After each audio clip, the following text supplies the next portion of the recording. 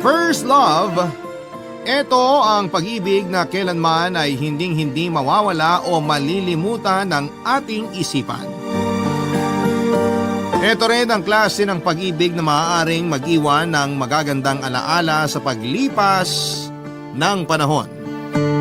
Ikaw kabarangay, anong karanasan ang tumatak sa iyo noong nakilala mo ang first love mo?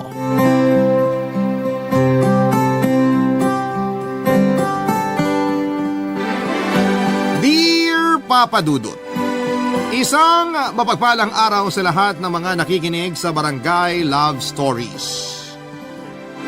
Tawagin niyo na lamang po ako sa pangalang Renato, 30 years old at panganay sa 5 magkakapatid. Ako ang breadwinner ng pamilya at nagtatrabaho noon sa Australia bilang OFW.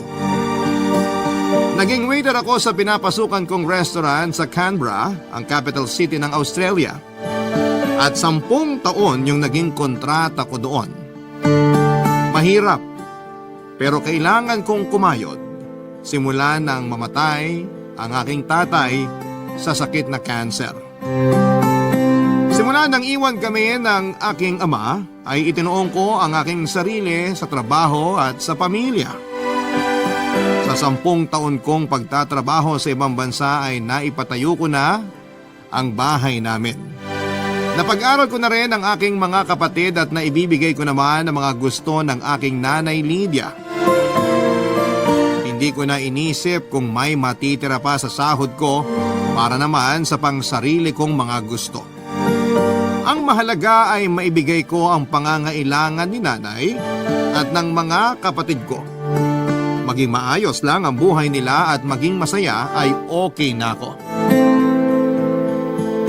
Umikot ang mundo ko sa pagtatrabaho, Papa Dudut, at maibigay ang pangangailangan ng aking pamilya. 30 anyos na ako at sa buong pamamalagi ko sa Australia ay hindi ako nagka-girlfriend. Kahit noong magtrabaho ako sa Australia ay wala rin akong naging nobya. Ipinangako ko kasi sa aking sarili na pagtatapusin ko muna ng pag-aaral ang aking mga kapatid bago ako mag-asawa at bumuo ng sariling pamilya. Unti-unti ko namang natupad ang mga yon, Papa Dudut. At dahil doon ay napagdesisyonan ko muna noon na magbakasyon sa Pilipinas para makita naman ang ipinatayo kong bahay para kina nanay at sa mga kapatid ko.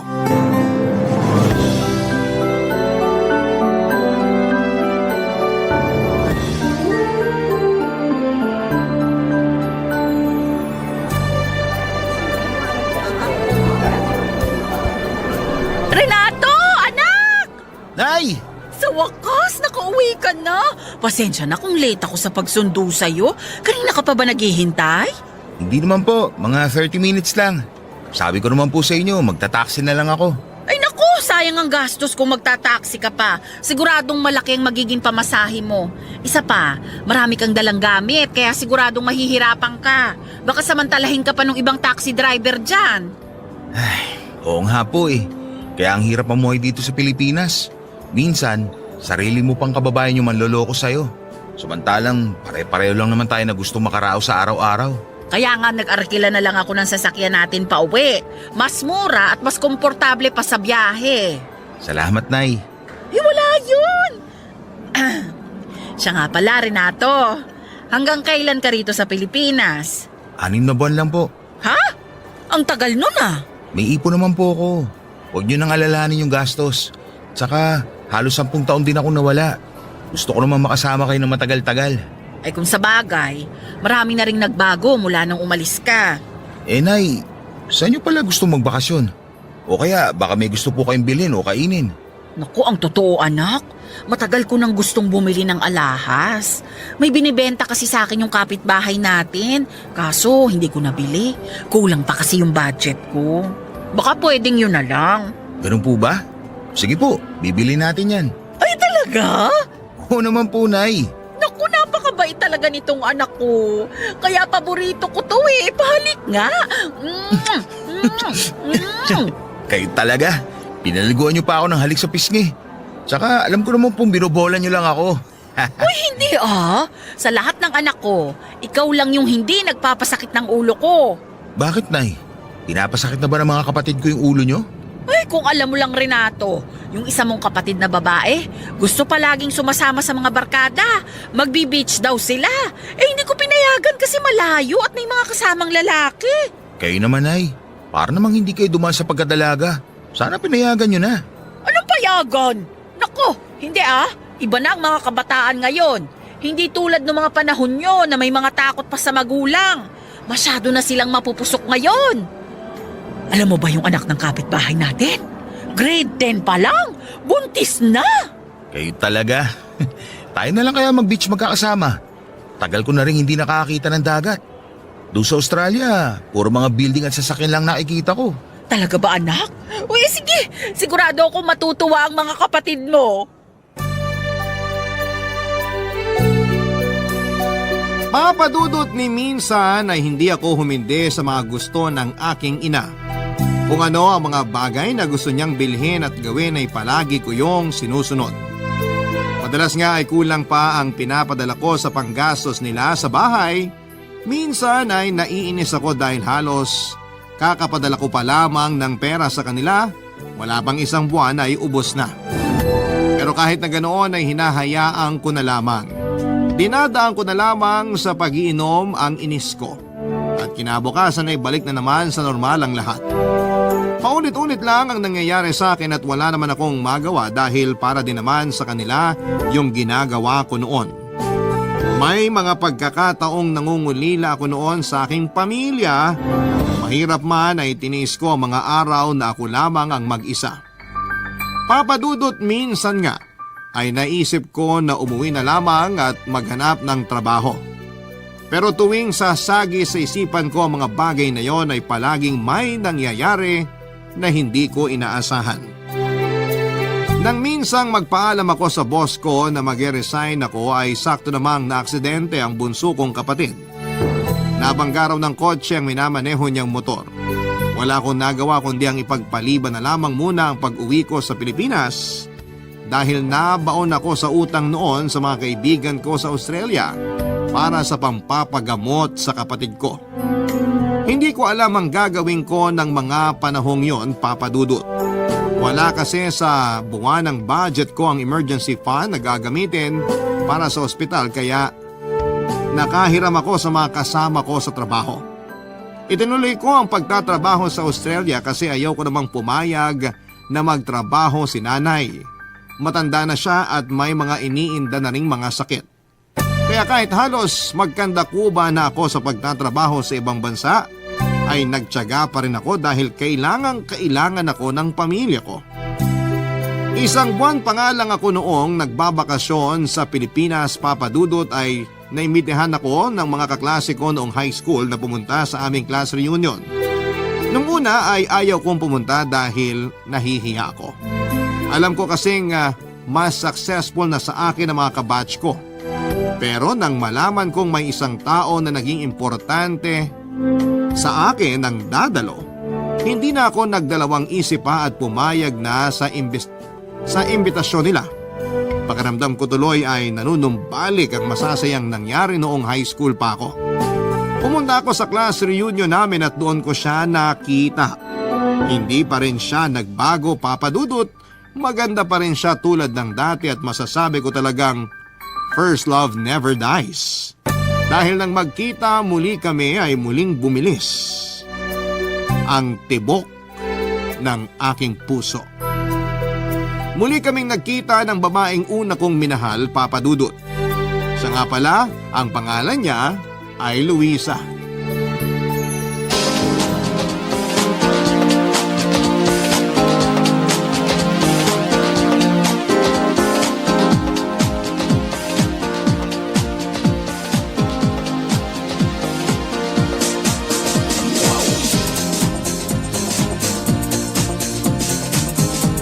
Luisa! Uy, Renato! Ikaw pala! Upo ka. Bakante pa naman dito sa tabi ko. Sige, salamat. Kamusta na? Okay naman. Tagal na nating di nagkita. Ilang taon na nga ba? Oo nga eh. Siguro mga 12 years na. 12 years na? Pero hanep, hindi ka pa rin nagbabago. Ang ganda mo pa rin. Ikaw rin, hindi ka pa rin nagbabago. Gwapo pa rin? Hindi. Bolero ka pa rin. Uy, hindi kita binobola. Totoo sinasabi ko. Maganda ka pa rin talaga. Ay nako, ewan. Ewan ko sa'yo. Nga pala, may asawa at anak ka na ba? Bakit mo naman natanong? Oh, wala naman. Baka kasi may magalit at biglaan na lang akong suntukin dito habang kausap kita. Wala no. Matagal nang wala. Ibig mo sabihin, single ka ngayon? Oo. Single mom. O bakit parang nahihiya ka na single mom ka? Iilan lang kasi sa mga kaklase natin yung may alam tungkol sa anak ko. Isa ka lang sa mga sinabihan ko. Ganun ba? May gusto sana ako itanong sa'yo eh. Kung okay lang. Ano ka ba? Para namang wala tayong pinagsamahan. Sige lang, magtanong ka lang. Matagal ka na bang hiwalay sa asawa mo? Mga 2 taon na rin siguro. Wala eh. Naghanap pa rin ng iba eh. Isipin mo yun, 5 taon na yung anak namin saka pa siya nagloko. Hindi ka niya deserve. Eh ikaw, sigurado ako may sarili ka ng pamilya. Wala. Hindi ko muna iniisip yun sa ngayon. Ha? Bakit naman? 30 years old ka na, di ba? Oo. Kaso, mas priority ko muna ngayon si nanay at mga kapatid ko. Breadwinner kasi ako, panganay. At ako lang kumakahit sa amin simula nung namatay si tatay. Kaya heto, single pa rin simula nung maghiwalay tayo. Ibig mong sabihin, never ka pa nagka-girlfriend pagkatapos nung sa atin? Oo, kasi nung maghiwalay tayo, hindi man nawala yung pagtingin ko sa'yo. Diba, ipinangako ko sa'yo noon na ikaw yung pakakasalan ko. Kung nagkataon pala, ako sana'y naging tatay ng anak mo. Ay, alam mo, masarap yung spaghetti nila rito. Gusto mo ba ikuha rin kita? Hindi na, okay na ako dito sa iniinom ko. Sigurado ka? Oo, ayokong kumain ng marami. Sige, ikaw bahala. Masarap pa naman yung mga handang pagkain. Mag-uwi ako mamaya para sa anak ko. Luisa, pwede ba tayo magkita ulit? Ha? Bakit naman? Wala naman. Gusto lang kita makasama madalas habang nagbabakasyon ako rito. Babalik na kasi ako ulit sa Australia after 6 months. Sige, okay lang. Ikaw bahala.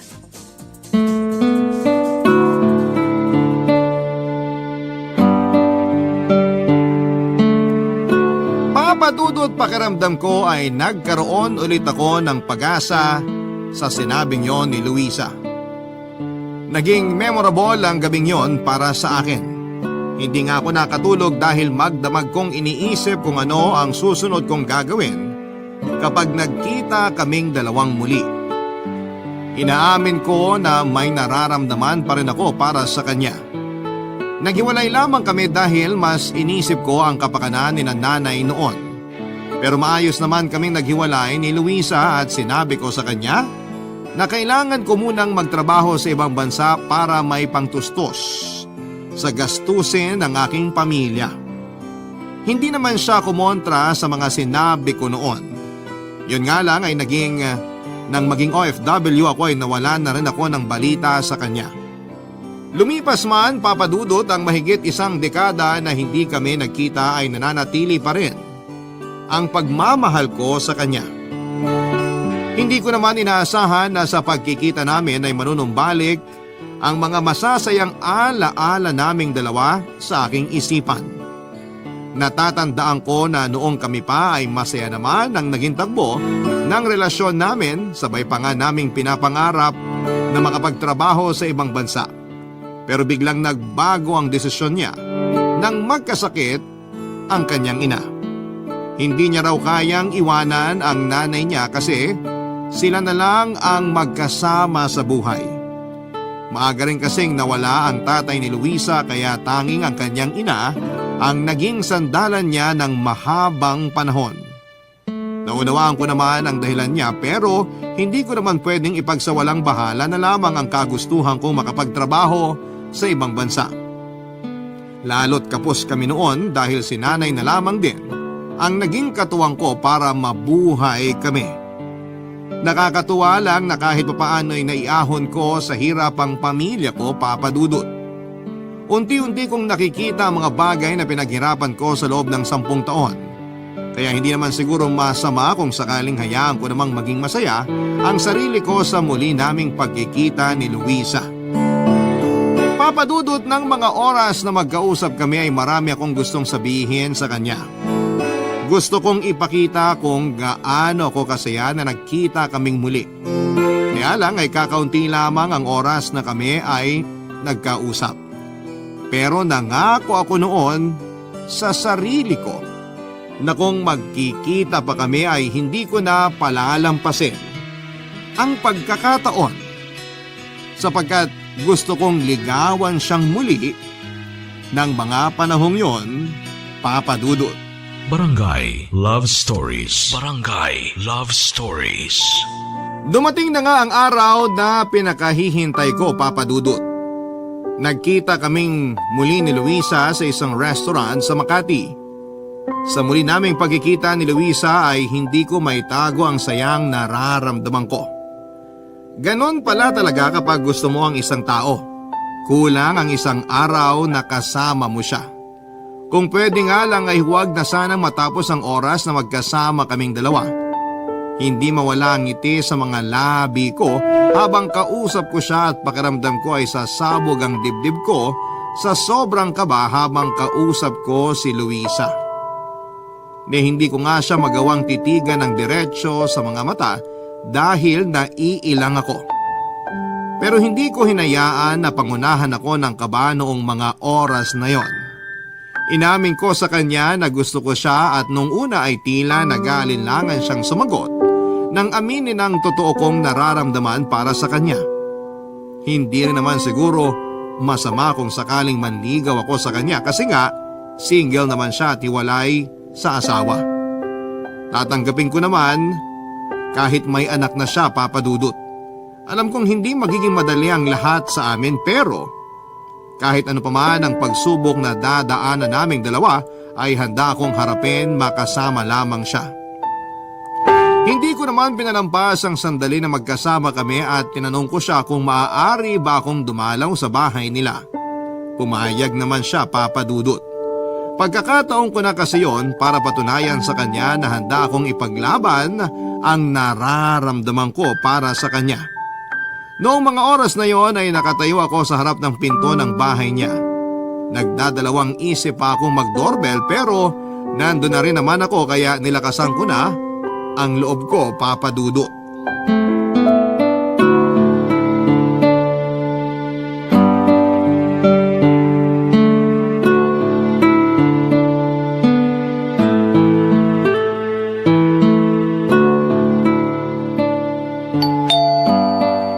Sino naman kaya to? Sandali lang. Surprise! Renato, ikaw pala. Hindi mo man lang sinabi na dadalaw ka? Gusto sana kita sorpresahin kaya eto, para sa'yo pala. Salamat. Nag-abala ka pa? Halika, pasok ka. Mag-isa ka lang ba? Oo. Pasensya ka na, medyo magulo tong bahay. May gusto ka bang inumin? Juice, soft drinks? Kape, meron ka ba dyan?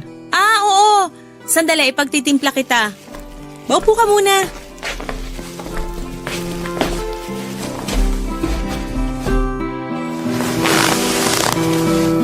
Nasaan pala yung anak mo? Kasama ngayon ng tatay niya. Kapag weekend, sinahayaan ko muna silang mag-ama. Luisa, hindi ka ba nahihirapang magpalaki ng anak? Nahihirapan, syempre.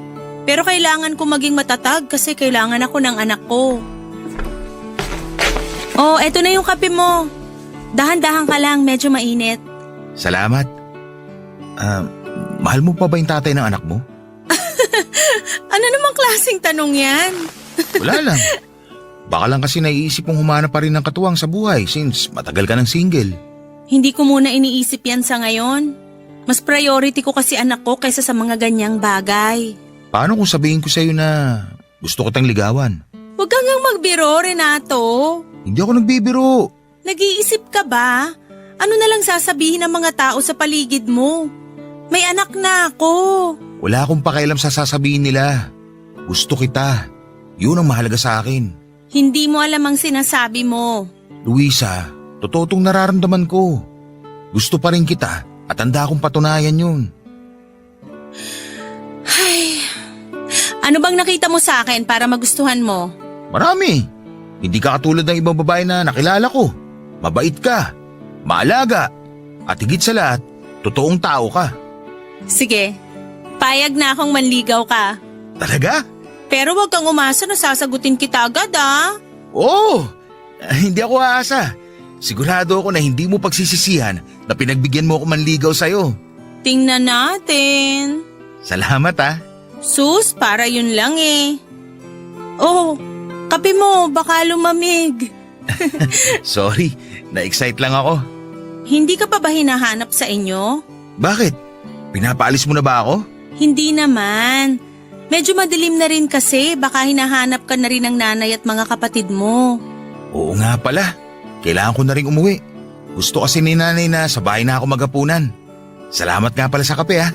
Wala yon. Siya nga pala Luisa, pwede ka ba maimbita sa amin minsan? Sige, basta sabihan mo lang ako kung kailan. Masaya ako nakita ka ulit. Ako rin. Masaya ako nagkita ulit tayo. At nagkausap ng matagal-tagal. Pwede ba ulit ako dumalaw dito? Oo naman. Welcome na welcome ka rito kahit kailan mo gusto. Sana, pati sa puso mo, maging welcome ulit ako. Ang dami mong alam. Sige na, umuwi ka na. Baka lalo kang gabihin. Sige, alis na ako. Ingat ka.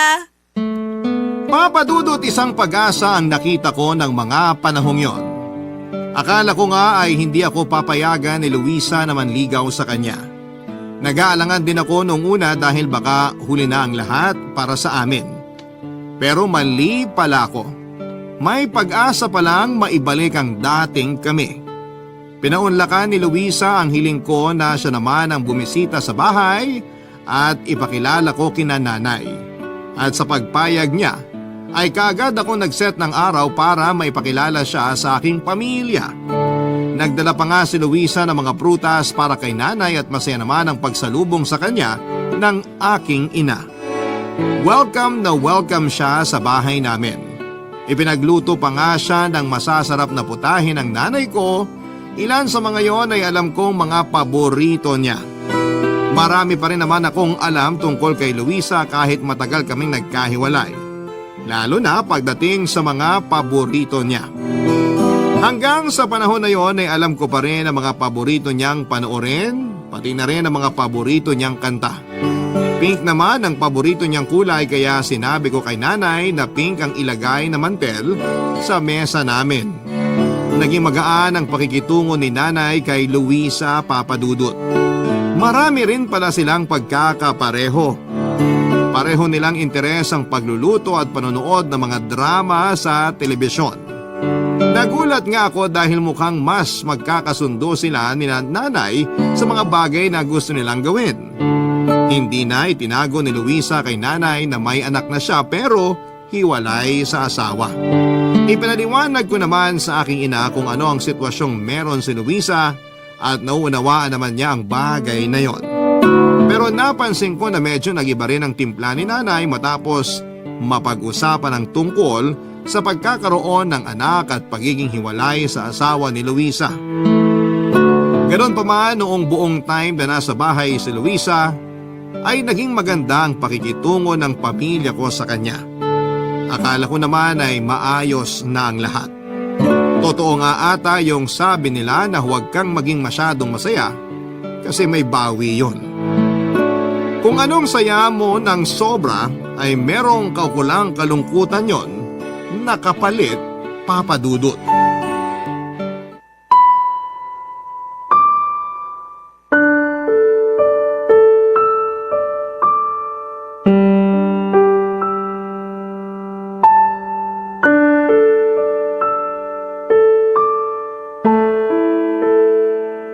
Nay, pwede ho ba tayo mag-usap? Sige anak, ano bang pag-uusapan natin? Bakit bigla na lang nagbago yung timpla nyo kanina nung nalaman nyo may anak na si Luisa? Aba, napansin mo pala. May problema ho ba, Nay? Bakit mo ba pinakilala sa akin ng babaeng yon? Kasi gusto kong makilala niyo yung babaeng gusto kong mapangasawa. Akala ko okay siya sa inyo. Akala ko rin eh. Pero hindi ko pala siya gusto para sa'yo. Marami pang ibang babae dyan. Makakahanap ka pa ng disenteng babae. Disente siya, Nay. Disente? Naririnig mo ba yung sarili mo, Renato? Kailan ba naging disente ang babaeng naanak ka na ng kung sinong lalaki, ha? Ano? Ikaw ang magpapalamon sa anak ng babaeng yon? Mag-isip ka nga. Ganyan ba talaga kayo mag-isip? Tingin niyo ba, magiging sangkalan lang ako ni Luisa sa mga nangyari sa buhay niya? Ay bakit? Hindi ba? Kilala ko ang mga ganong klase ng babae. Baka ginusto ka lang niya para may magsustento sa kanila ng anak niya. Kaya tigilan mo na yung babaeng yon. Mahal ko si Luisa, Nay. Ay hindi mo alam yung sinasabi mo. Akala ko ba okay na sa inyo si Luisa? Bakit bigla yata nagbagong isip niyo? Hindi ka nag-iisip. Disgrasyada yung babaeng yun. Ano na lang ang sasabihin ng mga tao sa'yo? Ano na lang ang sasabihin ng mga kamag-anak natin? Wala ho akong pakialam sa sasabihin nila. Kung ikaw wala, ako meron. Hindi ko kayang marinig na pinagchichismisan tayo ng mga kapitbahay dahil lang sa... Dahil sa ano? Dahil may anak yung babaeng mahal ko? Anak naman! Hindi mo ba naiisip na baka gawin ka lang panakitbutas ng babaeng yun? Hindi siya ganong klase ng babae. Ay paano ka nakakasiguro? Ilang taon kayong hindi nagkita. Malay ba natin kung anong klaseng babae yan? Tama na ho, Nay. Anak, sundin mo na lang ako. Palagi kita sinusunod, Nay. Palagi. Pero hindi sa pagkakataong to. Bigay niyo na ho to sa akin. Ay, hindi pwede! Huwag mo nang ipilit yung babaeng yun sa pamilya natin! Nay, buong buhay ko, ibinuhos ko sa inyo ng mga kapatid ko. Tiniis ko lahat para sa pamilya natin. Yung pangungulila at pagkasabi ko na makita kayo, lahat yun, tiniis ko. Wala na nga ako itinira para sa sarili ko eh. Halos lahat ng meron ako, ibinigay ko sa inyo. Sinusumbatan mo ba ako? Hindi, Nay. Gusto ko lang sana sabihin na kahit ngayon lang, ako naman. Sana pagbigyan niyo ako kahit ngayon lang. Please naman, Nay. Buksan mo ang mga mata mo! Hindi siyang para sa'yo! Wala na ho akong ibang nakikita na makakasama habang buhay. Si Luisa lang. Marami pang mga babae dyan! Mas maganda at edukada pa! Naniniwala akong may iba ka pang makikilala! Siya lang ho'y gusto ko. Siya lang, Nay. Utang na loob, Renato! Makinig ka naman sa akin! Gusto ko lang na mapabuti ang buhay mo! Gagawin ko ang gusto ko, Nay. Sa ayaw at sa gusto nyo. Mukhang wala na rin naman patutunguhan tong usapan na to. Mas mabuti pang umalis na lang ako. Renato! Bumalik ka rito! Renato! Halos ilang linggo rin kaming hindi nagpansina ni nanay noon, Papa Dudut. Naging malamig ang pakikitungo namin sa isa't isa. At may mga pagkakataon pa nga na parang hangin lamang ako sa kanya sa tuwing magkakasalubong kami. Masakit para sa akin na may samaan kami ng loob ng nanay ko. Pero hindi ko naman kayang basta na lamang sundin ang gusto niya. Mahal na mahal ko si Luisa. Kaya kahit mabigat sa loob ko ay sinuway ko ang aking ina. Mahal ko si nanay pero hanggang kailan niya ako kontrolin ang mga bagay na gusto ko. Ang totoo ay gustong gusto ko siyang kausapin pero sa tuwing magtatangka kong lapitan siya ay palagi niya akong iniiwasan. Mahirap man pero kinailangan ko talagang tiisin. Pero umaasa ako ng mga panahon na yon na hindi na lalo pang lumala ang tampuhan namin ng nanay ko. Kaso matigas siya. Kahit na anong gawin kong pakiusap ay baliwala lang sa kanya. Madalas pa rin akong dumadalaw sa bahay ni Luisa at nakilala ko na rin ang kanyang anak at naging maganda naman ang relasyon ko sa bata. Hindi ako sumuko at ipinaglaban ko siya sa lahat. Kahit pa sa buong pamilya ko. Isang gabi ay inimbitahan ako ni Luisa sa bahay nila at wala doon ang anak niya. Kaya kami lang dalawa magkasama ng gabing yon. Nag-set up pa siya ng candlelight dinner at naghanda ng mga masasarap na pagkain. Tinanong ko siya kung anong meron at nagluto siya ng ganong karaming pagkain. Hindi ko akalain na yun na pala ang araw na pinakahihintay ko. Sa wakas ay nakuha ko na ang matamis niyang oo. Nung una ay nagulat ako at walang paglagyan ng saya sa aking dibdib nang marinig ko ang mga sinabi niya. Hindi ko na napigilang yakapin at halikan siya sa labi na labis ang tuwang nararamdaman ko ng mga sandaling yon. Nang matitigan ko ang kanyang mga mata ay mas naramdaman ko ang labis na pagmamahal ko para sa kanya, Papa Dudut. Ang gabi ring yon, ang unang gabi na may nangyari sa aming dalawa. Pinaramdam ko ang nag-uumapaw kong damdamin para sa kanya. Ang mainit na gabing yon ay mas lalo pang naging mapusok dahil hindi lang isa, kundi maraming beses kong pinaramdam sa kanya ang pagmamahal ko, Papa Dudut. Barangay Love Stories. Barangay Love Stories. At dahil official na kami ni Luisa, Papa Dudut, ay pinakilala na niya ako sa anak niya bilang boyfriend. Naging masaya naman ang anak niya sa binalita namin. Mabuti pa nga ang bata, hindi hinusgahan ang relasyon namin ng nanay niya. Sa halip na kumontra ay sinuportahan pa kami. Ipinakilala ko na rin siya sa mga kapatid ko bilang girlfriend ko. Hindi rin naman kumontra ang mga kapatid ko dahil gusto lang din ng mga ito na maging masaya ko. Mabuti na nga lang at hindi nila ako pinigilan sa gusto ko. Pero iba ang naging reaksyon ni nanay nang sabihin kong kami na ni Luisa. Tahimik lamang si nanay na mga oras na yon. Pero alam kong hindi niya nagustuhan ang ibinalita namin sa kanya. Iniwasan pa nga ni Luisa or iniwasan niya si Luisa nang alokin siya nito ng pagkain. Nahuli ko rin siya noon na pinapagalitan si Luisa nang hindi sinasadyang matapunan siya nito ng tubig sa damit. Inawat ko noon si nanay pero sinabi lang ni Luisa na wag na lang daw akong pumatol dahil siya naman ang may kasalanan. Hindi ko talaga maintindihan si nanay ng mga panahon na yon, Papa Dudut, at hindi na nga lang ako sumagot dahil ayaw ko rin namang mapahiya si Luisa. Para bang hangin lang si Luisa kay nanay at hindi ko nagustuhan ang inasal ng nanay ko sa harap ng babaeng mahal ko. Para na rin niya akong binastos sa mga ginawa niya. At dahil nga roon ay hindi ko napigilan ng aking sarili na kumprontahin muli si nanay nang makauwi na si Luisa.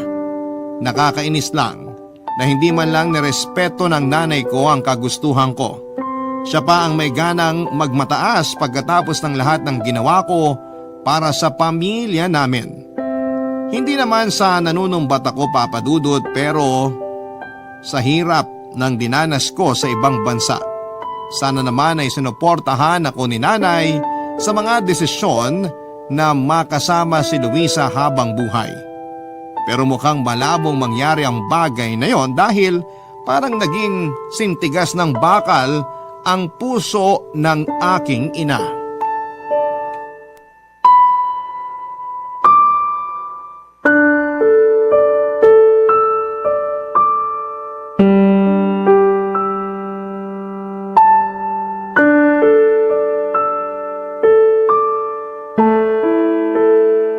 Nay, kausapin mo naman ako. Hanggang kailan mo ba ako babaliwalain? Hanggat hindi mo nilalayuan ang babaeng yon, hindi magiging maayos ang pakikitungo ko sa'yo. Ilang beses ko po bang sasabihin sa inyo na mahal ko siya? Wala akong pakialam. Kung hindi mo hihiwalayan ang babaeng yon, huwag kang umasa na magkakaayos tayo. Bakit ba ayaw niyo sa kanya? Mabuting tao si Luisa. Sigurado ako magugustuhan niyo siya. Bakit hindi niyo muna siya subukan kilalanin? Ay, hindi ko siya kailangang kilalanin. Ilang beses ko na rin bang sasabihin sa'yo na kilala ko yung hilat siya ng mga ganong klase ng babae. Sasaktang ka lang niya. Talaga po ba? Ang bilis niyo naman manghusga. Manghuhula po ba kayo para malaman na sasaktan niya lang ako? Renato, wag mo nga ipagtanggol ang babaeng yon. May pangalan po siya, Nay. Wala akong pakialam. Hindi ko siya gusto. At kahit kailan, hindi ko siya magugustuhan. Nay naman! Ay, Renato, tama na. Huwag mong ipilit sa akin ang gusto mo mangyari. Dahil kahit anong gawin mo, hindi ko siya magugustuhan. Ano po bang kailangan kong gawin para matanggap niyo si Luisa? Anak, pakiusap. Tigilan mo na yung kapipilit na magustuhan ko siya. Wala rin mangyayari. Ganyan na ba talaga katigas yung puso mo, Nay? Ilang beses ko bang sasabihin sa'yo na ayoko sa babaeng yon? Hindi po kayo magdedesisyon para sa akin. Nanay mo ako! Kaya may karapatan ako na magdesisyon para sa pamilyang to! May nanay pa pala ako. Huwag mo kong binabastos, ha? Ganito talaga igaganti niyo sa akin sa lahat ng sakripisyong ginawa ko? Ikaw lang naman yung inaalala ko. Ako ba talaga o yung sinasabi ng ibang tao? Anak, ayaw mo kasing makinig sa akin! Nay, buong buhay ko, sa inyo lang ng mga kapatid ko umikot yung mundo ko. Huwag niyo naman ako ipagdamot sa taong mahal ko. Hindi naman sa ganun. Simula nung mawala si tatay, ako na yung nagtrabaho para sa pamilyang to. Halos mangulila ako sa inyo habang nasa ibang bansa ako. Pero may narinig ba kayo sa akin? Di ba wala? Anak, hindi mo kasi naiintindihan. Hindi po, Nay. Naiintindihan ko na. Mas mahalaga sa inyo yung sasabihin ng iba kaysa sa mararamdaman ko. Wala naman kayong pakialam sa akin, di ba? Kaya mas mabuti pa kung aalis na lang ako rito. Ano ka mo? At saan ka naman pupunta? Aalis na lang ako sa bahay na to. Kukunin ko lang yung mga gamit ko. Anak, mag-usap tayo. Paano naman kami ng mga kapatid mo? Huwag kayong mag-alala. Padadalan ko pa rin naman kayo ng pera. Anak, huwag ka nang umalis. Hindi ko na kaya, Nay. Kung ganito lang din ang gusto niyo mangyari, mas mabuti pang lumayo na lang muna ako.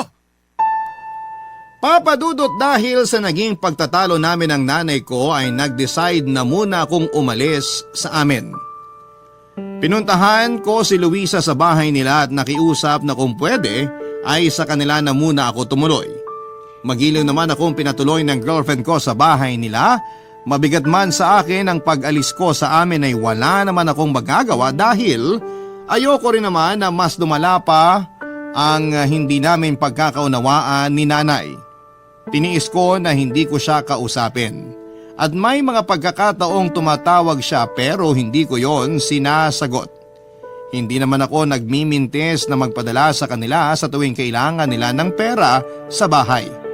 Pero sa kapatid ko pinapadaan ang mga pinapadala ko dahil gusto kong maramdaman ni nanay na masama pa rin ang loob ko sa kanya.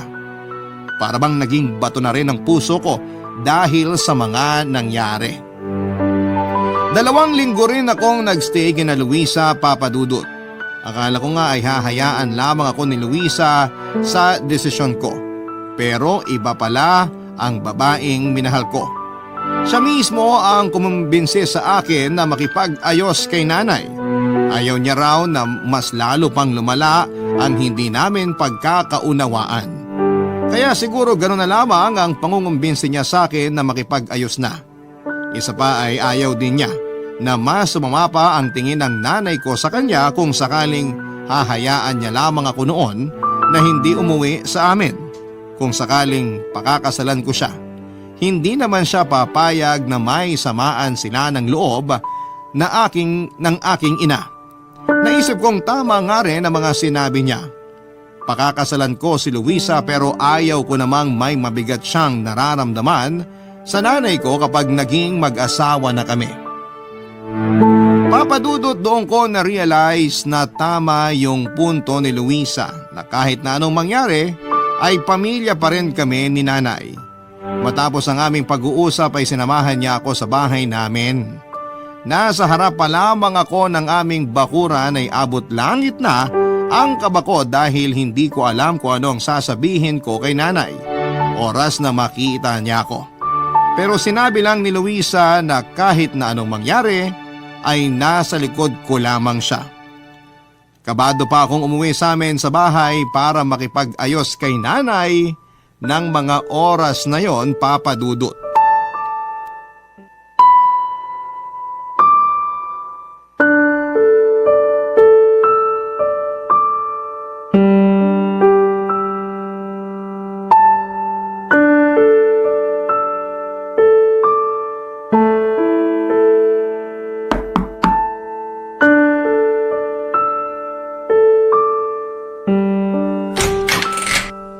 Nay, Oh, butit umuwi ka pa. may kasama po pala ako. Nay, kumusta po? O siya, pumasok na kayo. Naghanda ako ng pagkain. Sige po.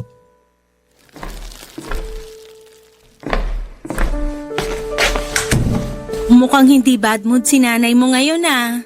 Oo nga eh. Halina kayo! Baka lumamig tong pagkaing hinanda ko. Opo, Nay!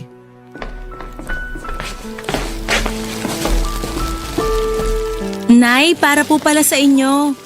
Bumili po kami ng kakanin sa palengke para may merienda kayo. Ilagay mo na lang dyan. Salamat.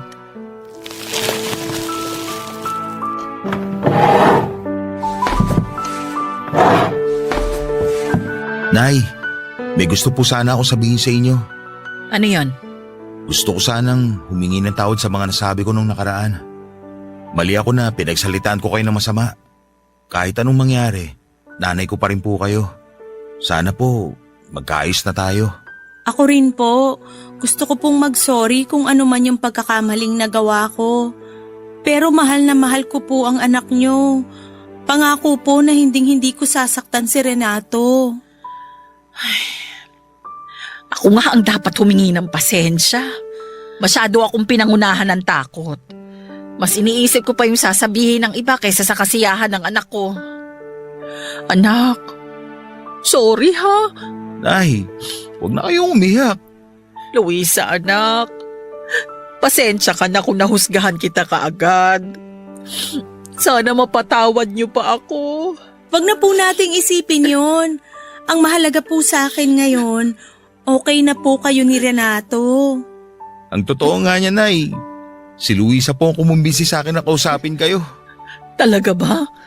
Naku, hindi ka naman pala talaga nagkamali ng babaeng pakakasalan, ano? Totoo po yan. Ang swerte niyo po, tita. Napakabait po ng anak niyo at napalaki niyo rin siya ng tama. Nako, totoo yan. Napakaswerte ko sa anak kong yan. Pero wag mo na akong tawaging tita. Nanay na lang din ang itawag mo sa akin. Pasasaan pa't magiging manugang din naman kita. Naku, Nay, wala pa po sa isip namin yan. Hindi pa nga po nagpo-propose tong si Renato. Ang totoo niya, Nay. Kaya rin ako nagpunta dito. Gusto ko po sana magpaalam. Magpaalam saan? Pakakasalan ko na po si Luisa pagbalik ko galing Australia. Hoy, Anak, ano bang sinasabi mo? Matagal ko nang gusto mag-propose sa'yo. Pero gusto ko kapag ginawa ko yun, sa harap mismo ng nanay ko. Kaya eto, hawak ang singsing na to. Luluhod ako sa harapan mo. Ano bang ginagawa mo? Tumayo ka nga dyan. Luisa, pumapayag ka ba na pakasalan ako? pumayag ka na. Sige na, Luisa. Oo naman. Pumapayag ako na magpakasal sa'yo. Mahal na mahal kita. Mahal na mahal din kita. O tama na yung kaswitan nyo. Baka lumamig tong iniluto ko. Basta ha, bigyan nyo ako agad ng apo. Apo ka agad, Nay? Ilan po ba ang gusto nyo, Nay? Huy, kumalma ka nga. Bakit? Doon din naman tayo pupunta. Ay nako, tama na nga yan. Kumain na tayo. Basta gusto ko, maganda ako sa kasal ninyo. Naku, tamang-tama, Nay. Magaling na makeup artist yung kaibigan ko. Sigurado ako na magiging maganda kayo sa araw ng kasal namin at magmumukha kayong dalaga. Talaga ba? Opo! Napakasaya ng araw na to. At hindi na rin ako makapaghintay na ikasal kayo mga anak.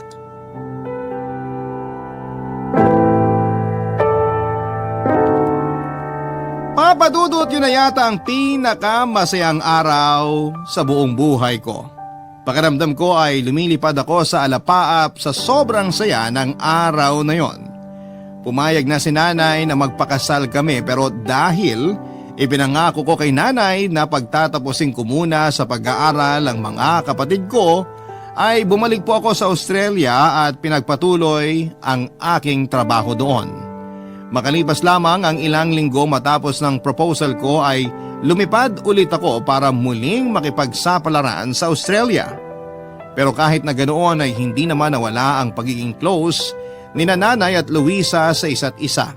2 o 3 beses sa isang linggong bumisita si Luisa sa bahay namin kasama ang anak niya. Minsan pa nga ay nakikita kong magkasama sila noon habang ka-video call ko si Nanay. Apo na nga ang itinuring ni Nanay sa anak ni Luisa. Hindi ko lubos maisip na kahit napakarami naming pinagdaanan, sa huli ay kami pa rin ang pagtatagpuin ng tadhana. Nakakatuwa lang isipin na may pag-asa pa pala akong maging masaya sa kabila ng mga pinagdaanan ko sa buhay ko, Papa Dudut. Ngayon nga ay may anak na kami at may sarili na ring bahay dito sa Cavite.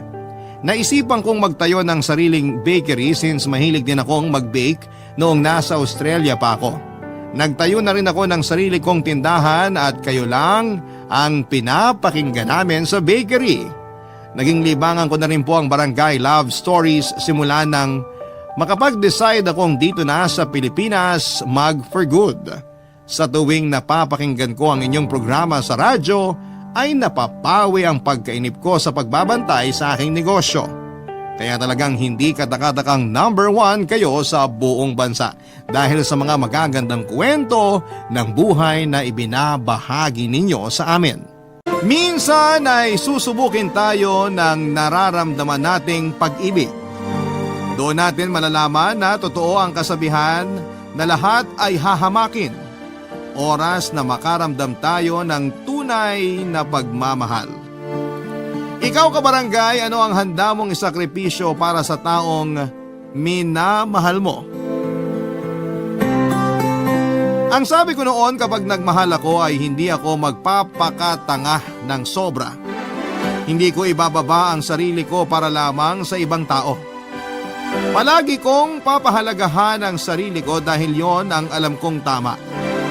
Hindi tayo nabubuhay para sa iba kaya kailanman kailangan na palaging piliin ang ating mga sarili. Dear Papa Dudut, hello po sa inyong lahat at sa mga kabarangay nating nakikinig ngayon. Tawagin niyo na lamang po ako sa pangalang Justin. 32 years old, nagtatrabaho bilang production operator dito sa Marikina. Matagal ko na pong libangan ang pakikinig ng mga drama kaya naman naisipan ko na rin na gumawa ng sulat para ibahagi ito sa inyong programa na Barangay Love Stories. Lumaki nga pala ako sa isang broken family at nasaksihan ko kung paanong ilang beses na nambabay ang tatay ko noon. Sa ilang beses na yon ay napakaraming beses din siyang pinatawad ng nanay ko at nagtiis sa pagsasama nila kahit na nasasaktan na siya. Hanggang sa magkaanak na nga sa ibang babae si tatay at doon na nga tuluyang tinapos ni nanay ang kanilang pagsasama bilang mag-asawa. Nang dahil din doon, Papa Dudut, ay nangako ako sa sarili ko na hindi ako magiging kagaya ng nanay ko. Hindi ako magmamahal ng sobra, kagaya ng ginawa niya sa tatay ko. Palagi kong pipiliin ang sarili ko kesa sa ibang tao o kahit pa sinong makarelasyon ko. Pero ang pananaw ko na yon ay nagbago nang makilala ko si Lena, ang girlfriend ng isang katrabaho ko, Papa Dudut.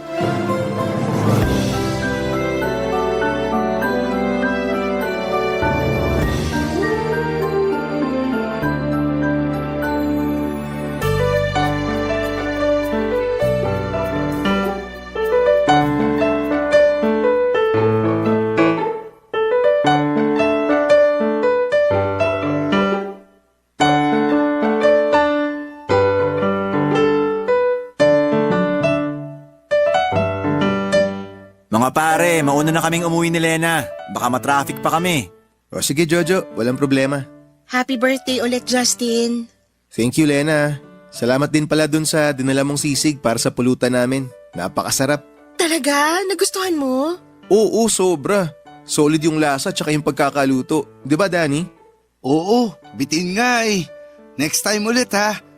Tapos mas damihan mo pa sana para hindi nakakabitin. Uy, ano ka ba? Mahiya ka naman. Ngayon pa nga lang natin nakilala si Lena tapos ganyang kakagad kung makarequest sa kanya. Ayos lang. Natutuwa nga ako at nagustuhan yung niluto ko. Mahilig talagang magluto tong si Lena. Halata naman sa katawan ko kasi mula na magkasama kami sa bahay. Lumaki na tong tiyan ko. Oh, sige na mga pare. Mauna na kami sa inyo ni Danny. Ayoko rin masyado magpakalasing kasi motor ko ang sasakyan namin pa uwi ni Lena. Mahirap na. Bawi na lang ako sa next inuman session natin. Ayos lang yun, basta mag-ingat kayo ha. Oo. Ay, Justin, yung request ko nga pala tungkol sa pag-a-apply ni Lena sa pinagkatrabahuhan natin. Huwag mo sanang kalimutan yun, pare. Ako nang bahala dun, sisiguraduhin ko na matatanggap si Lena sa trabaho natin. Narinig mo yun, be? Kaya hindi ka na dapat mag-alala kapag nagpasa ka ng resume sa HR namin. Salamat na agad, Justin. Wala yun. Oh, mag-iingat kayo ha. Jojo, Ares ha. Kasama mo pa naman si Lena. Alam ni Lena kung gaano ko kaingat sa pagdadrive ng motor. O pare, alis na kami. Happy birthday ulit. Uy, pare! Ang lakas ng topic ah. Concerned lang ako sa'yo, pare. Ha? Bakit naman? Kasi malapit na yatang humiwalay ang ulo mo mula sa leg mo. Sa sobrang habol ng tingin mo dun kina Jojo. Tinitingnan ko lang naman kung hindi na ba sila babalik. Baka lang kasi biglang magbago isip ni Jojo eh. Makipag-inuman ulit sa atin. Alam mo naman kung gaano kalakas uminom yun. Alam ko. Pero kung bumalik ba sila, anong gagawin mo? Eh di syempre, tataboy ko na sila pa uwi. Weh, talaga? Oo nga. Kasi hindi pwedeng malasing si Jojo. Mahirap na, baka maaksidente pa sila. Baka maaksidente sila o si Lena? Ano pinagsasabi mo dyan? Nako, Justin. Ilang taon na tayong magkaibigan at magkatrabaho. Kaya alam ko ang dahilan. Kapag ganyan na namumungay ang mga mata mo habang nakatingin sa isang babae. Namumungay talaga mga mata ko kasi nakailang bote na tayo ng alak. Ano ba? Huwag ka na nga mag-deny sa akin, Justin. Aminin mo na. Ha? Ano nga aminin ko sa'yo? Na-type mo si Lena. Uy, huwag kang ganyan. Girlfriend ni Jojo yun. At kung hindi yun girlfriend ni Jojo, matatypan mo nga siya. Sabi ko na nga ba't tama ako? Kapag ganyan mga sagutan mo na hindi ka makapagsalita, alam ko na oo ang sagot mo. Pero hindi mo lang maamin sa akin. Huwag kang mag-alala. Hindi makakarating kay Jojo na type mo ang girlfriend niya.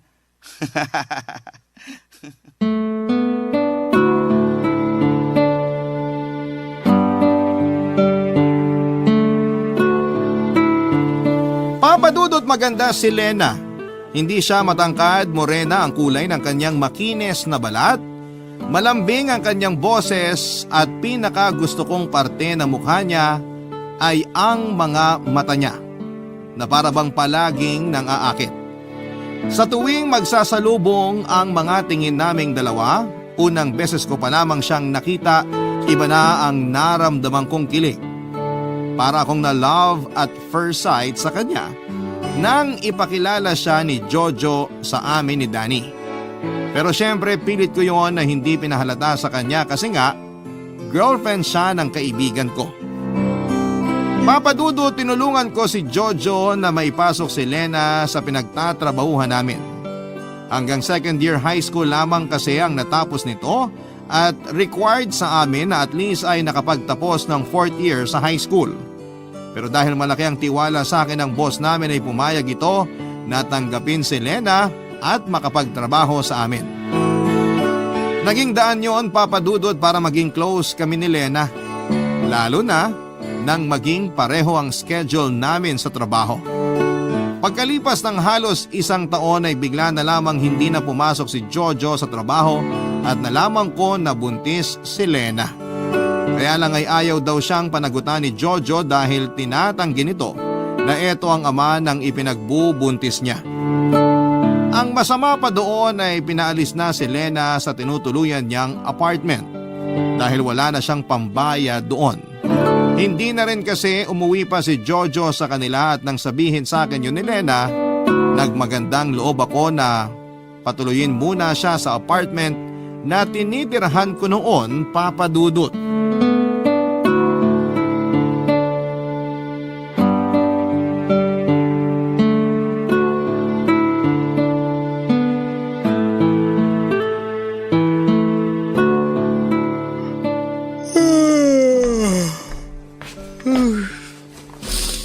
Grabe. Nakakaantok talaga kapag ganito kaaga ang shift sa trabaho. Mabuti naman at gising ka na, Justin. Lena, ang aga mo namang nagising. Oo, nagluto kasi ako ng maaalmusal natin eh. Yan pala yung mabangong amoy na gumising sa akin kanina. Pagbangon ko ng sofa, akala ko nanggagaling sa kapitbahay yung amoy. Ang laki rin kasi ng kusina mo rito sa apartment. Kaya hindi masyadong dinig sa sala yung pagluluto na ginagawa ko rito. Umupo ka na dyan. Malapit na ako matapos sa pagpiprito ng galunggong dito. Parang sobrang aga mo nagising ah. Di naman masyado. Hindi masyado pero nakapagsangag ka na ng kanin. Nakapagprito ka na rin ng itlog. Ito, nakahain na dito sa lamesa. Puno na rin tong termos, oh. Kagabi wala nang laman to ah. Mabilis lang din talaga akong kumilos at magluto kaya natapos ko na kaagad gawin ng mga yan. Eto na yung pritong galunggong na bagay dyan sa sinangag na kanin natin. Grabe, ang sarap naman ng almusal ko. Sisipagin talaga ako nito magtrabaho mamaya. Kailangan mong kumain ng marami kasi alam ko na kapag ganitong patapos ng buwan, tambak talaga kayo sa trabaho. Sinabi mo pa. Kaya panay din ang overtime ko kasi nire-require ng manager namin. Kaya nga ubusin mo tong niluto ko para may energy ka mamaya sa overtime nyo. Gagawin ko talaga yan pero syempre, tutulungan mo ako na ubusin tong mga niluto mo. Oo naman kasi kanina pa rin kami nagugutom ng baby ko eh. Ay, yan na nga ang sinasabi ko eh. Masyado mong pinapagod ang sarili mo. Baka makasama yan sa ipinagbubuntis mo. Hindi naman ako ganong napagod. Hindi gaano pero halos lahat ng gawain dito sa apartment inaasikaso mo.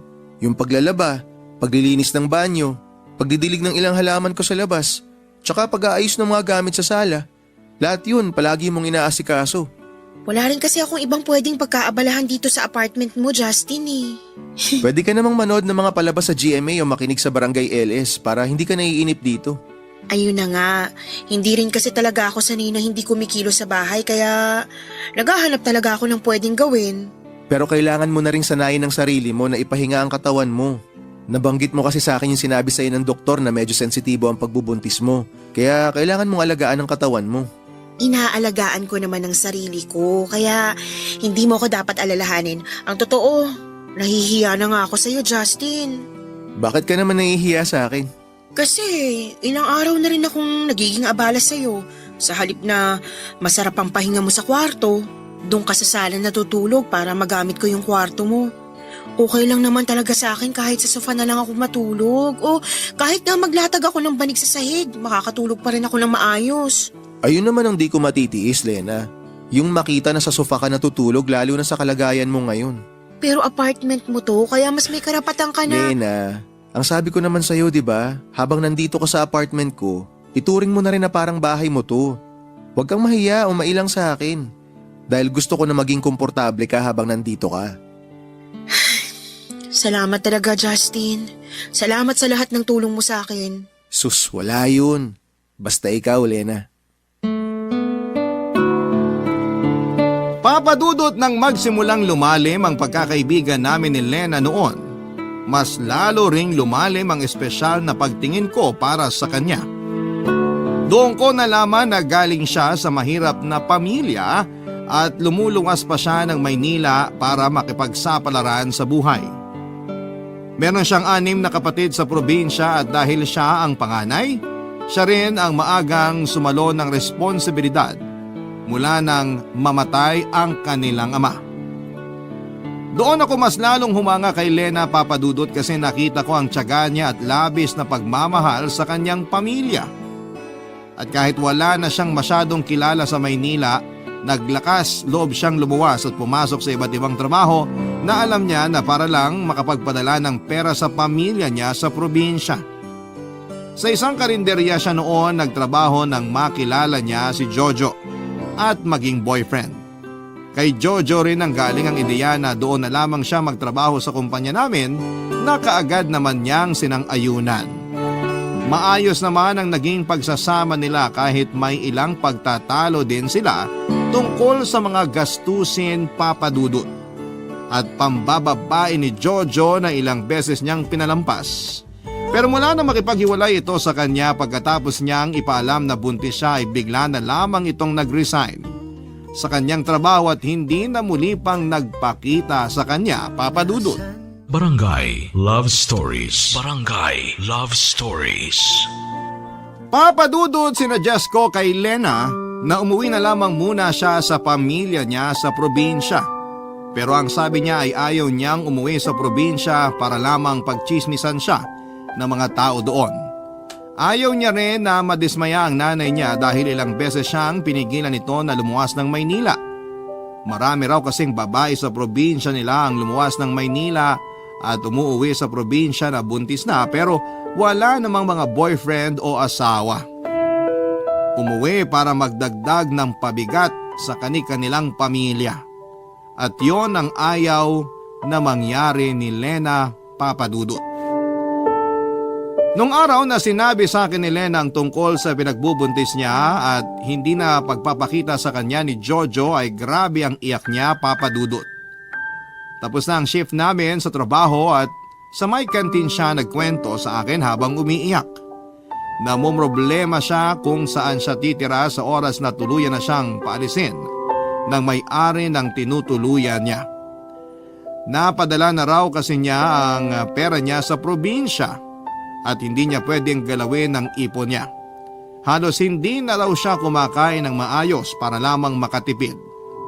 Kaya naman doon na ako nag-alok ng tulong sa kanya, Papadudut. Ayaw pa nga niya noon tanggapin ang tulong ko na doon muna tumuloy sa tinitirhan ko. Pero dahil wala na rin siyang ibang mapupuntahan, tinanggap na rin niya ang tulong na binibigay ko. Kasunod ang pag-resign sa trabaho, Papadudut.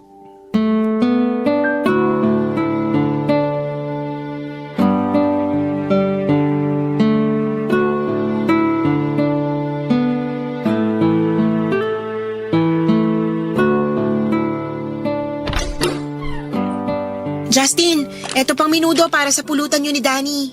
Ayan o, sakto at ubos na tong lechon kawali na pulutan namin. Lena, thank you ah. Kapag naubos yan, meron pa dun sa kusina. Kumuha na lang kayo ha. Magpapahinga ka na ba? Oo, papasok na rin ako sa kwarto kasi medyo inaantok na ako. Sige, salamat sa pag-aasikaso ng pulutan namin ah. Dito na lang din kami sa labas para hindi ka na maingayan sa amin. Pwede naman kayong pumuesto dun sa sala. Di na, dito na lang kami. Alam mo namang malakas ang boses nito ni Danny. Maaabala ka lang sa pagtulog mo kapag doon kami uminom sa loob. Grabe ka naman talaga sa akin, pare. Bakit? Totoo naman yung sinabi ko ah. Mahihirapan talaga si Lena na makatulog kapag nasa sala tayo kasi kapag nalalasing ka, para kang may megaphone sa lalamunan. Lakas ng boses mo. Hindi naman sobrang lakas, di ba, Lena? Oo, hindi nga. Tsaka malalim naman ako matulog kaya hindi kayo makakaabala sa akin. O sige na, papasok na ako sa loob ng bahay. Pag tapos na kayo dyan, kahit iwanan nyo na lang dyan. Yung mga kalat, bukas ko na lang ililigpit. Uy, ano ka ba? Kami nang bahala magligpit dito. Di ko naman ganong lalasingin tong si Danny kaya mauutusan ko siyang iligpit tong mga kalat mamaya. Oo nga, Lena. Kami nang bahala dito. Oh, narinig mo si Danny. Sige na, Lena, magpahinga ka na. Salamat ulit dito sa mga niluto mong pulutan para sa amin. Wala yon, Justin. Sige na, papasok na ako sa loob. Enjoy lang kayo dyan. Mukhang nagkakamabutihan na kayo ni Lena, pare. Anong nagkakamabutihang sinasabi mo dyan? Ano? Hindi ka pa ba aamin sa akin, pare? Ano na mga meaning ko? Ano pa? E di yung tungkol sa relasyon yung dalawa ni Lena. Uy, walang ganyan ah. Wala kaming relasyon ni Lena. Siya kinaan mo nga yung boses mo. Nakakahiya pag narinig niya yung sinasabi mo, baka kung ano pa isipin ng tao. Nagtatanong lang naman ako. Nagtatanong pero parang ayaw mo namang maniwala sa sagot ko. Hindi naman sa ayaw ko maniwala. Ano lang, medyo nangihinayang lang ako. Saan ka naman nangihinayang? Sa chance na sinasayang mo para maging syota mo na si Lena. Justin, alam ko naman na matagal ka nang may gusto sa kanya. Ni minsan ba, sinabi mo sa kanya yung tungkol sa nararamdaman mo na yan? Ay, hindi. Hindi naman kasi niya kailangan malaman eh. Eh bakit mo pa siya tinutulungan kung hindi mo naman ipapaalam sa kanya na gusto mo siya? Tapos, pinatira mo pa talaga siya dito sa apartment mo ng libre. Nakwento mo pa na ikaw na rin ang gumagastos para sa mga prenatal check-up niya. Alam mo kasi pre, hindi naman yun yung purpose ng pagtulong ko sa kanya eh. Tinutulungan ko si Lena kasi kaibigan ko siya. Tsaka nagmamalasakit ako sa kanya. Walang mali siya yung ginagawa ko. At mas lalong hindi ako naghihintay ng kahit na anong kapalit mula sa kanya. Papadudot mula nang tumira si Lena sa apartment ko ay wala siyang kahit na anong ginastos. Mula sa pagkain upa ng bahay o follow-up check-up niya para sa pagbubuntis niya. Ako lahat ang gumagastos ng para doon. Sinabi ko na bayaran niyo na lamang ako sa oras na nakapanganak na siya o nakakaluwag na sa pera. Nang panahon na yon ay may naipon naman siya kahit papaano na inuunti-unti niyang pinapadala sa pamilya niya sa probinsya. Ginawa niya yon para maitago sa mga ito ang pagbubuntis niya at ang kawalan niya ng trabaho. Alam ko na hindi ko naman talaga responsibilidad si Lena pero hindi ko mapigilan ang sarili ko na tulungan siya, Papa Dudut. Pero huwag niyo sanang isipin na kaya ko siya tinutulungan ay para magkaroon siya ng dahilan na mahalin ako. Hindi yun ang dahilan ko. Tinutulungan ko siya kasi alam ko na hindi niya deserve kung anuman ang pinagdadaanan niya noon. Hindi niya deserve ang lokohin at saktan dahil ang kagaya niya ay dapat na minamahal ng buong puso at walang kapantay, Papa Dudut.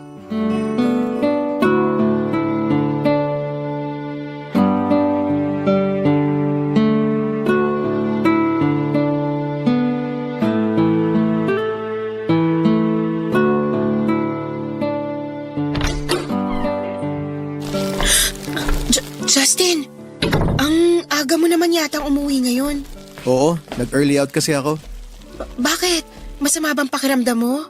Hindi naman. Kasi simula pa lang kasi ng buwan, medyo maluwag pa ron sa trabaho ngayon. Kaya pinayagan yung iba sa amin na mag-early out.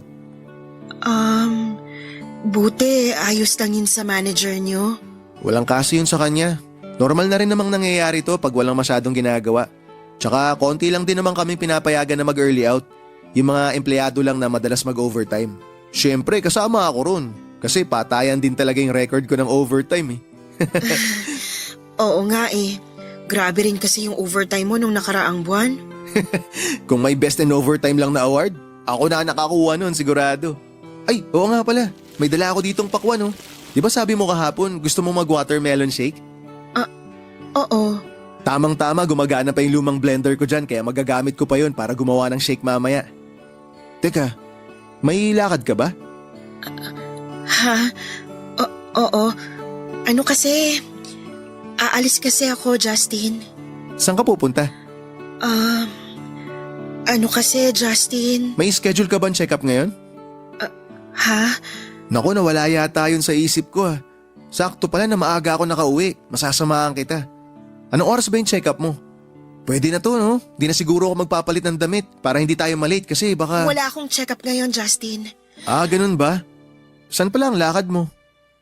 Justin, ang totoo… Lena, okay na ba mga gamit mo? Jojo? Anong ginagawa mo dito? Justin, nakauwi ka na pala. Obvious ba? Ikaw, anong ginagawa mo dito? Sinusundo ko na si Lena. Sinusundo? Lena, anong pinagsasabi nito? Ayun nga, Justin. Nag-usap na kasi kami ni Jojo at nagkasundo kami na ayusin ang relasyon naming dalawa. Makikipagbalikan ka kay Jojo pagkatapos kanyang iwan sa ere? Ikaw at ang anak mo? Humingi naman na ng tawad sa akin si Jojo. Nagpaliwanag din siya na nagulat lang siya nang malaman niyang buntis ako kaya lumayo siya sa akin. O tapos, ganun na lang yon? Pagkalipas ng ilang buwan, babalikan ka na lang niya na parang pusa kung saan kanya huling iniwan, ganon? At ikaw naman, magpapabilog ka na lang sa mga sinasabi niyang puro kasinungalingan. Justin, dahan-dahan kasi sinasabi mo dahil wala kang alam tungkol sa amin ni Lena. Ikaw ba, Jojo? Anong alam mo tungkol kay Lena pagkatapos mong hindi magparamdam ng ilang buwan? Ha? Wala rin naman di ba? Wala kang alam tungkol sa kanya o sa ipinagbubuntis niya kasi naduwag ka. Naduwag ka nung malaman mo na magiging tatay ka na. Kaya tinakasan mo yung responsibilidad mo sa kanya. Nagbuhay binata ka. Kapal ng mukha mo. Sa bagay, ano pa bang aasahan sa isang duwag na katulad mo? Duwag ka, Jojo. Duwag! Sumusobra ka na ha? Jojo, tama na! Huwag mo nang saktan si Justin! Ang yabang kasi nito. Akala niya kung sino siya. Bakit? Nagsasabi lang naman ako ng totoo Nabahagyang buntot mo nung malaman mo na nabuntis mo yung girlfriend mo. Kaya ikaw, Lena, makinig ka sa akin. Huwag mo nang balikan yung tuwag na yan. Kasi sigurado ako na magsisisi ka lang sa huli. Justin, sorry pero buo na ang desisyon ko. Aayusin na namin ni Jojo ang relasyon naming dalawa. Sasama na ako sa kanya dahil handa na siyang panagutan ng magiging anak namin. Aaminin ko sa inyo, Papa Dudut, na may bahagi ng sarili ko ang umaasa na sana'y dumating ang araw na mahalin din ako ni Lena. Na mapagtanto niya na mas karapat dapat ako para sa kanya. Hindi ako humingi ng kahit na anong kapalit sa mga ibinigay na naitulong ko sa kanya, pero umaasa ako na sana'y dumating ang araw na masuklian lahat ng sakripisyo at pagmamahal na ginawa ko para sa kanya. Umasa ako na tanggapin niya ako bilang tamang tao na bahagi ng buhay niya. Kaya naman sobra akong nasaktan, Papa Dudut, nang kaagad akong iwanan ni Lena dahil lamang sa biglang pagbalik ni Jojo sa buhay niya. Hindi ako makapaniwala na kaagad na sasama si Lena sa kanya pagkatapos ng ginawa ni Jojo sa kanya. Bakit ito pa rin ang pinili niya kahit na labis na siya nitong nasaktan? Ayoko talagang manumbat pero noong araw na umalis siya, hindi ako nakarinig ng kahit na anong pasasalamat mula sa kanya. Ganon talaga, Papa Dudut, siguro sa mundo ng pag-ibig. Kahit pa tinuturo ng isipan natin kung sino ang tamang tao para sa atin, madalas na mas pinipili pa rin natin ang maling tao dahil sila ang tinitibok ng puso natin. Papa Dudut. Barangay Love Stories. Barangay Love Stories. Papa Dudut, kahit na ilang beses ko pang gustuhing pigilan si Lena na umalis na tinitirhan ko, ay tuluyan na rin akong walang nagawa dahil wala rin naman talaga akong karapatan sa ipinagbubuntis niya. Mahal ko si Lena at kailangan na irespeto ko ang desisyon niya. Lalo na at hindi naman talaga ako parte ng buhay niya. Wala akong karapatan sa buhay niya. Papa Dudut, sobra akong nanibago mula nang umalis si Lena sa apartment ko dahil nasanay na rin talaga ako na nandun siya.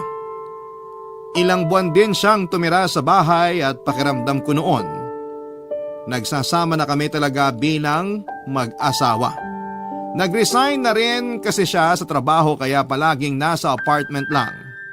Lumalabas lamang siya ng bahay kapag may kailangang bilhin sa palengke o kaya ay may check-up siya sa OB niya. At syempre kasama niya ako palagi kapag pupunta siya ng ospital. Parang ako na talaga ang partner niya kahit pa nga doon siya sa kwarto natutulog at ako naman ay sa sofa sa may sala. Para sa akin ay espesyal na ang pagsasama namin sa isang bubong. At nang umalis siya sa apartment ay mas nag-focus na lamang ako sa pagtatrabaho. Madalas na nag-overtime para kahit papaano ay hindi ko masyadong ma-miss si Lena, Papa Dudut.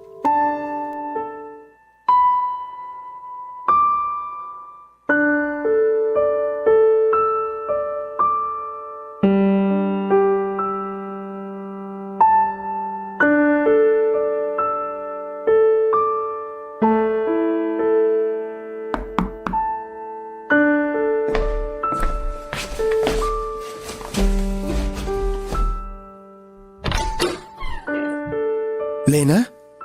Hi, Justin. Good morning. Good morning. Napadalaw ka? Pwede ba akong pumasok sa loob ng apartment mo? Ha? Oo naman. Halika, pasok ka. Salamat.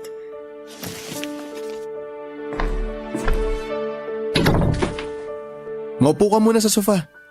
Sige.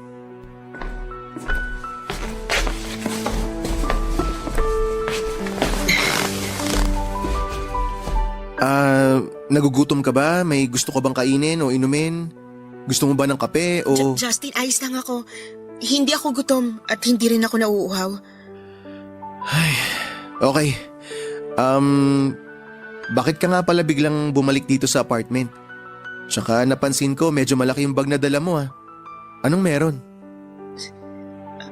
Ang totoo, umalis na kasi ako dun sa tinutuluyang bahay ni Jojo. Ha? Bakit? Anong nangyari? Uy, Lena, sandali lang. Huwag kang umiyak. Sabihin mo sa akin kung ano bang nangyari. Sinaktan ka ba niya?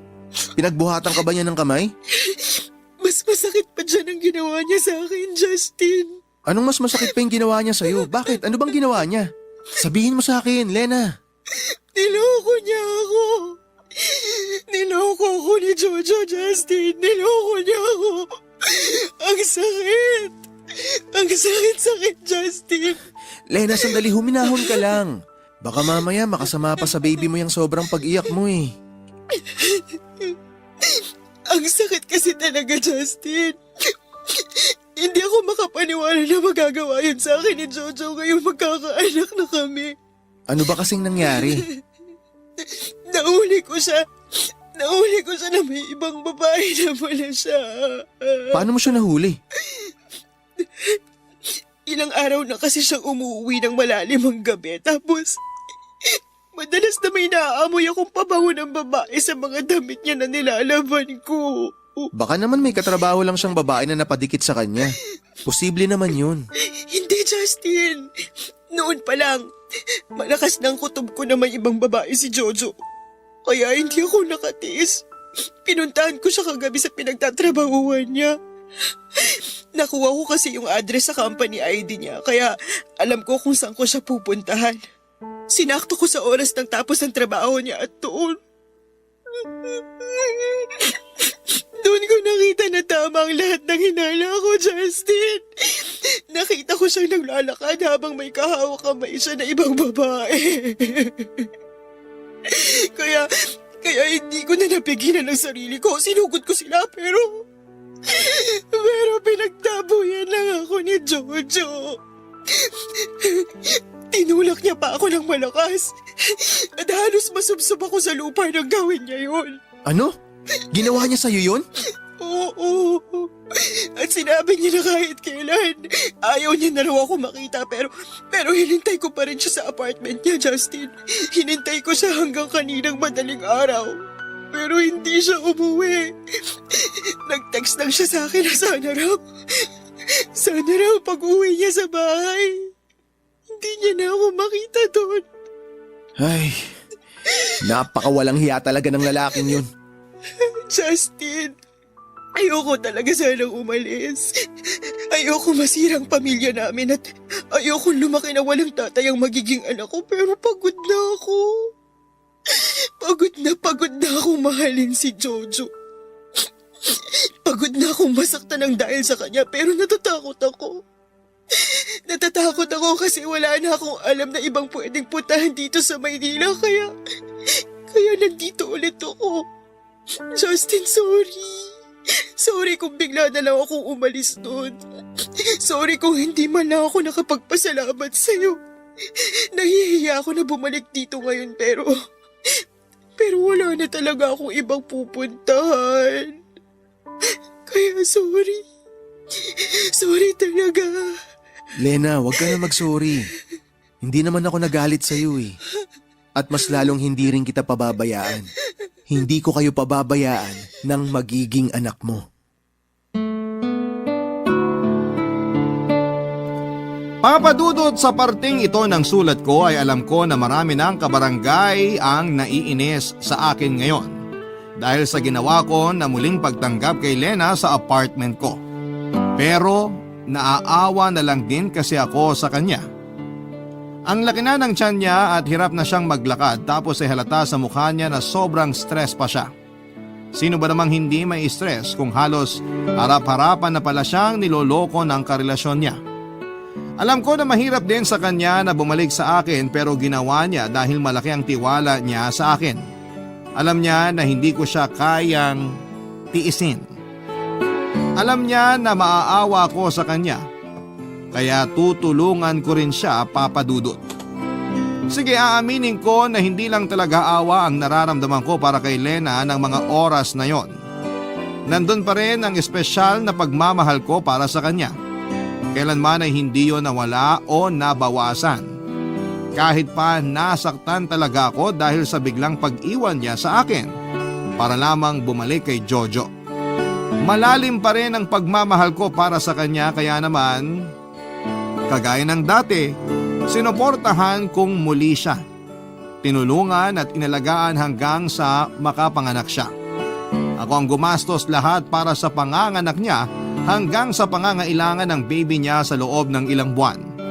Kahit kailan ay hindi ako humingi ng kapalit at palagi kong sinasabi na ginagawa ko yon dahil magkaibigan kaming dalawa. Dahil espesyal sa akin ang friendship namin at napamahal na rin sa akin ang anak ni Lena, Papa Dudut.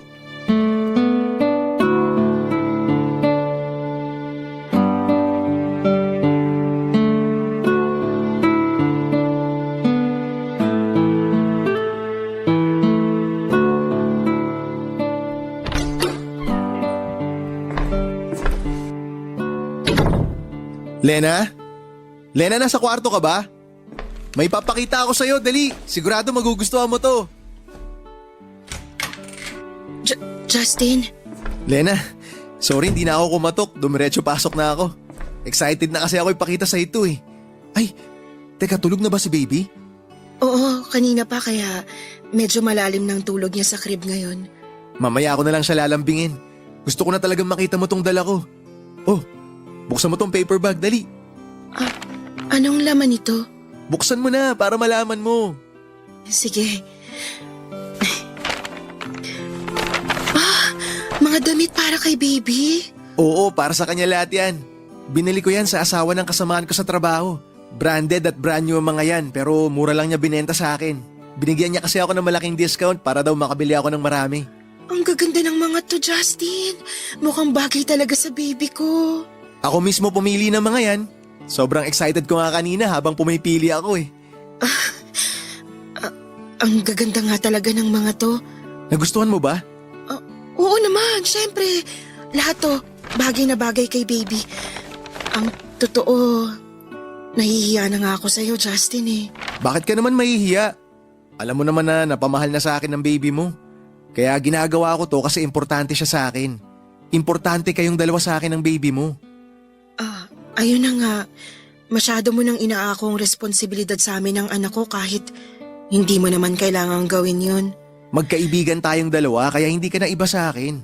Parte na kayo ni baby ng buhay at pamilya ko. Pero sobra-sobra na tong ginagawa mo para sa akin. Minsan, hindi na kinakaya ng konsensya ko na tanggapin yung bagay at effort na binibigay mo sa amin, Justin eh. Kasi alam naman natin ang totoo. Hindi mo kami pamilya ng anak ko. Teka, Lena. Ano ba yung mga sinasabi mo? Justin, sorry. Sandali. Bakit meron dalawang malaking bag dyan sa tabi ng kama? Mga gamit niyo ba ni baby yung nasa loob ng mga bag na yan, Lena? Ano, Lena? Bakit hindi mo sinasagot yung tanong ko? Ano ba talagang problema? Bakit bigla ka nalang nag-impake? Aalis na ako, Justin. Aalis na kami ng anak ko. Ano? Salamat sa lahat pero kailangan na naming umalis, Justin. Kailangan na naming umalis dito sa apartment mo. Pero bakit nga? Ano bang nangyari at bigla ka nalang nagdesisyon ng ganyan? Ginagawa ko lang kung ano yung alam kong tamang gawin. Okay, ganito. Sabihin mo sa akin ang totoo. Papayagan kitang umalis kung sasabihin mo na babalik ka na sa pamilya mo sa probinsya. Kung doon kayo pupunta ng baby mo, papayag ako, walang problema. Kung gusto mo nga, ako pa mismo maghahatid sa inyong dalawa ron. Ano? Bakit hindi ka makasagot? Siguro tama yung hinala ko, no? Siguro tama yung iniisip ko na babalik ka lang naman dun sa walang kwentang Jojo na yon. No? Tama ako, no? Nagpunta kasi siya dito kahapon habang nasa trabaho ka at humingi siya ng sorry sa akin. At pinatawad mo naman agad siya. Pagkatapos ng lahat ng masasamang bagay na ginawa niya sa'yo? Lena, pinabayaan ka ni Jojo. Nasaan ba siya nung oras na nanganak ka? Sino bang kasama mo nung unang beses na mahawakan mo yung baby mo? Hindi ako nanunumbat, pero sana naman maisip mo na kahit kailan hindi siya naging mabuting tatay para sa baby mo. Nagbago na si Jojo at naniniwala ako sa kanya. Alam ko na mahal niya kami ng baby ko. Yan din ang sinabi mo dati. Tsaka alam mo, sa totoo lang, nakita ko na lahat to. Nangyari na lahat to eh. Yung bigla ka nalang aalis dito para lang bumalik sa walang kwentang Jojo na yun. Lena, kailan ka ba maaawa sa sarili mo? Ha? Ilang beses ka na niyang sinaktan, pero balik ka pa rin ang balik sa kanya. Mahal ko si Jojo at mahal niya rin ako. Pero mahal din kita. Mahal kita, Lena. At kahit kailan, wala akong ibang ginawa kundi ang iparamdam sa iyo yung pagmamahal ko. Pero anong ginagawa mo? Paulit-ulit mo sinasaktan yung sarili mo. Nandito naman ako. Nandito ako para sa inyo ng anak mo. Naging mabuti naman ako sa kanya, di ba? Nakita mo yun. Ginawa ko ang lahat para maibigay ang pangangailangan ng baby mo. At kaya ko mas patunayan pa yung pagmamahal ko sa... Justin, tama na. Alam ko naman yung tungkol sa nararamdaman mo para sa akin sa simula pa lang eh. Kaya sobra ako nagpapasalamat sa'yo. At sorry.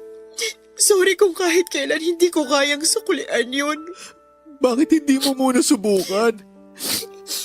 Subukan mo na mahalin ako, Lena. Subukan mo lang. Dahil alam ko na kahit kailan hindi ko magagawa yun. Hindi ko magagawa na mahalin ka kasi si Jojo lang ang mahal ko. Kaya aalis na kami ni baby. Babalik na kami sa kanya. Sa tunay na tatay ng baby ko. Lena, please. Pagbigyan mo naman ako. Subukan mo lang na mahalin ako.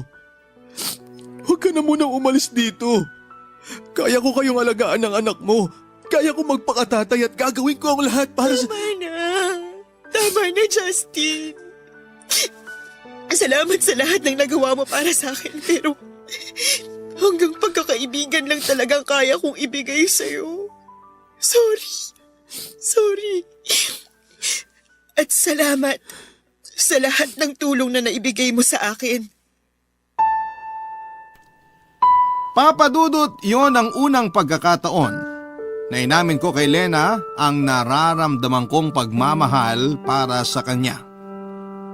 Naisip ko na oras na para malaman niya kung bakit ko nga ba ginagawa ang lahat ng yon para sa kanya. Bakit masyado ko nang ibinaba ang sarili ko para lamang matulungan sila ng anak niya.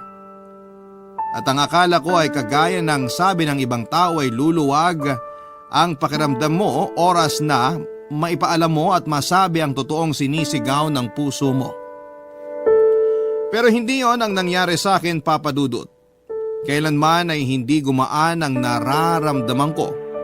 Mula nang aminin ko kay Lena ang pag-ibig na matagal ko nang tinatago para sa kanya. Dahil sa huli ay pinili niya pa rin na muli akong iwanan. At muling bumalik sa lalaking ilang ulit na siyang sinaktan. Hindi ko alam, Papa Dudut, kung gaano kamartir si Lena para lang magawa niyang bumalik muli kay Jojo. Pero baka ayaw niya lang din na lumaki ang anak niya na magkahiwalay sila ni Jojo. Papa Dudut, hindi pa rin yon dahilan para tiisin lahat ni Lena ang lahat ng panluloko sa kanya ni Jojo. Handa naman akong tumayo bilang tatay ng baby niya kahit panghabang buhay pa. Tatanggapin ko ang lahat ng parte ng kanyang nakaraan. Ilang beses ko yon na sinabi, pinaalam at pinaramdam kay Lena. Kaya nga, ginasusan ko siya kasama ng anak niya. Alam ko na hindi ko dapat inuungkat dahil parang panunumbat na ang ginawa kong tulong na nagawa ko para sa kanya. Pero yun naman kasi talaga ang katotohanan. Noong mga oras na nahihirapan si Lena sa pagbubuntis niya ay ako ang kasama niya hanggang sa dumating ang espesyal na araw na isinilang na niya ang anak niya. Papa Dudut, na imagine ko na noon na para na kaming isang masayang pamilya ni Lena. Ako na ang kikilalaning tatay ng anak niya at magsasama na kami bilang isang pamilya. Isang pangarap na hanggang imahinasyon na lamang pala dahil kailanman ay hindi ako kasama sa mga plano ni Lena. Nang araw na yon, ilang beses pa akong nagmakaawa sa kanya na huwag akong iwanan. Hindi lang dahil sa mahal ko siya kung hindi dahil mahal ko na rin ang anak niya. Pero walang napuntahan ang pagmamakaawa ko na yon at muli niyang pinili na iwanan ako na para bang hindi naging parte ng buhay niya. Papa Dudut, mas mahirap para sa akin ang pag-alis na yon ni Lena dahil nasanay na ako nakasama sila ng anak niya sa bahay ko. Nakabuo na ako ng mga plano at pangarap kasama silang dalawa. Pero sabi nga nila hindi kailanman natin dapat na pinipilit ang mga sarili natin sa taong hindi naman tayo gustong makasama. Kaya kahit napakahirap para sa akin ay pinilit kong tanggapin na kailanman ay hindi ako ang pipiliin ni Lena na mahalin at maging parte ng buhay niya. Papadudod doon ko na-realize na madalas talaga na natatalo ng puso ang isipan pagdating sa paggawa ng mga desisyon sa buhay. Kahit gaano pa katama ang isip at kamali ang gustong gawin ng puso ay palagi pa rin nagwawagi ang huli.